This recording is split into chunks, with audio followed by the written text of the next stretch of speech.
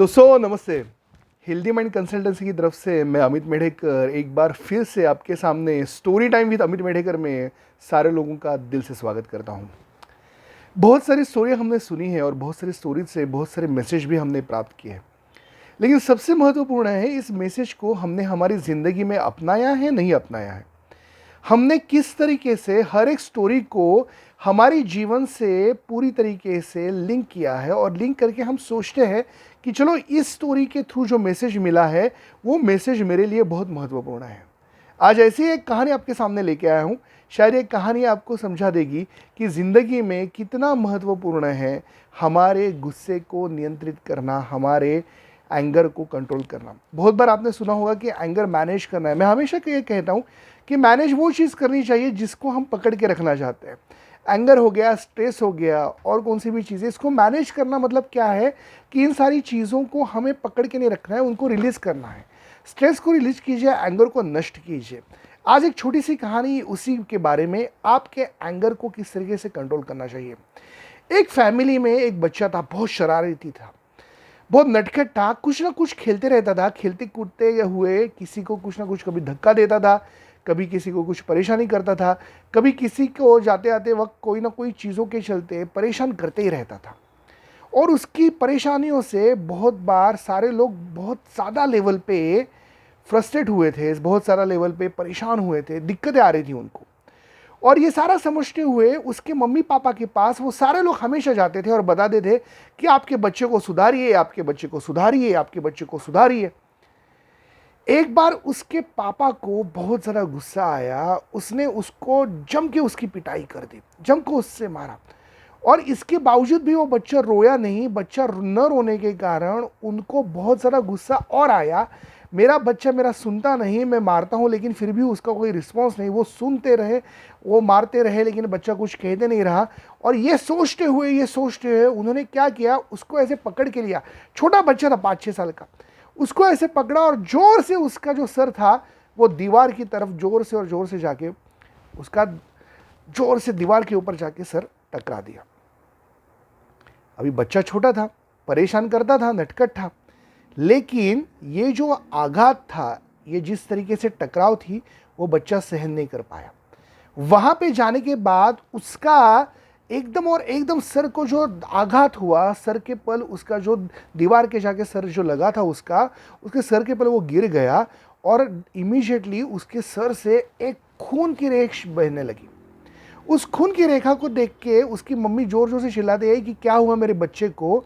और वो दोनों भागते चले गए, लेकिन उस बच्चे ने हॉस्पिटल में जाने से पहले ही दम तोड़ दिया था। वो बच्चा ऑन द स्पॉट चला गया था। देखिए ये कहानी घटी हुई कहानी है, लेकिन ये कहानी हमें क्या बताती है कि हमारा गुस्सा इतना ज़्यादा है, इतना बड़ा है, हमारा गुस्सा इतना इतना और इतना लेवल पे है कि हम शायद उस गुस्से को हम कंट्रोल करना तो छोड़िए, उस गुस्से को हम जो रिएक्ट करते हैं उससे सामने वाला और ज़्यादा परेशान होता है या सामने वाले को और ज़्यादा दिक्कत होती है। आप एक चीज़ को ज़रूर समझिए, गुस्सा हमें क्यों आता है? क्योंकि हम लोग शायद से हमारी जो चाहिए हुई चीज़ है उसको नहीं संभाल पा रहे, या हम जो चीज़ चाहते हैं उस चीज़ को हम ठीक से नहीं मैनेज कर पा रहे हैं। या हम ऐसा भी कह सकते हैं कि आपको जो चीज़ चाहिए वो सामने वाला नहीं सुनता है, या आपको जो चीज़ चाहिए वो चीज़ के चलते सामने वाला आपका नहीं सुनते हुए कुछ अलग ही एक्शंस लेता है, और इस एक्शन की जो रिएक्शन है वो आपके एंगर के स्वरूप में आती है। और ऐसा ही होता है, और जब कभी ऐसा होता है तो वो रिएक्शंस इतनी ज़्यादा डिफ़िकल्ट हो जाती है। बहुत बार आपने सुना होगा कि किसी ने गुस्से में कुछ ये कर दिया, किसी ने गुस्से में कुछ वो कर दिया। आज की कहानी में हमने सुना कि गुस्से में क्या कर दिया। अभी उस बच्चे की बस इतनी और इतनी शरारत थी, इतनी उसकी, मैं कहूँगा कि इतनी और इतनी ही चीज़ थी उसकी, वो कि वो शरारती था। उस शरारतीपन को हम किस तरीके से अच्छे तरीके से कंट्रोल करते हैं।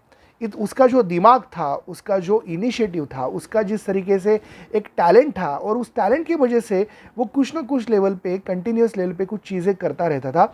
उसी टैलेंट को हमें समझ के हुए उस टैलेंट को हमें अच्छे तरीके से चैनलाइज करना चाहिए था, लेकिन कुछ अलग ही चीज़ें हो गई और वो बच्चा कहीं का नहीं रहा। बहुत बार हमने कहानी और भी सुनी है, गुस्से को किस तरीके से कंट्रोल करना चाहिए, गुस्से को किस तरीके से छोड़ना चाहिए। एक बार बुद्ध जो अपने सारे शिष्यों के साथ बैठे थे, उनके पास भी ऐसे हुआ कि एक कोई दूर से कोई तो उनको मिलने के लिए आया और उन्होंने जो समस्या का समाधान बताया उससे वो खुश नहीं हुआ। तो इसके चलते वो आदमी वहाँ पे चिल्लाते हुए, कुछ एक्शंस करते हुए, वहाँ के आजू बाजू के आश्रम की वो सारी चीज़ों को तोड़फोड़ करते हुए चला गया।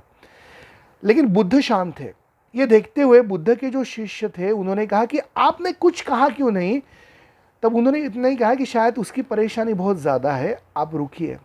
और वो रुके।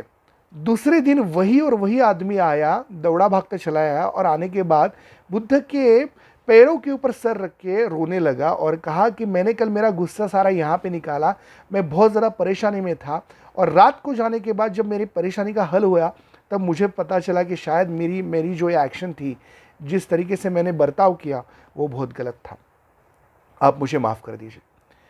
बुद्ध ने उसके सर से ऊपर हाथ घुमाया और कहा कि ज़िंदगी में सारा अच्छा होगा, बस अपने गुस्से को संभालना सीखो। और वो आदमी बुद्ध का आशीर्वाद लेके वहाँ से चला गया। हमेशा हमारे पूर्वजों ने भी यही कहा है, बड़े बड़े साधु संतों ने भी यही कहा है कि हम लोग किस तरीके से हमारे गुस्से को काबू कर सकते हैं। और यही तो चीज़ है, ज़िंदगी में आगे बढ़ने के लिए आपको क्या लगता है, आपका खुद का कॉन्फिडेंस, आपका आत्मविश्वास और उसके चलते आपकी होने वाली क्लैरिटी। जितनी आपकी क्लैरिटी है उतना और उतना आपका सही मामले में सही तरीके से ग्रोथ रेट होगा।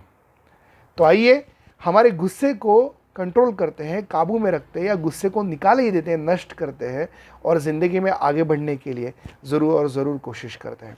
अगर आपको ये कहानी पसंद आई है तो हमें ज़रूर बताइए। हमारे चैनल को सब्सक्राइब करना, लिंक शेयर करना मत भूलिए। मैं और भी कहानियाँ लेके आऊँगा। तब तक के लिए हेल्दी माइंड कंसल्टेंसी की तरफ से मैं अमित मेढेकर आप सारे लोगों का विदा लेता हूँ।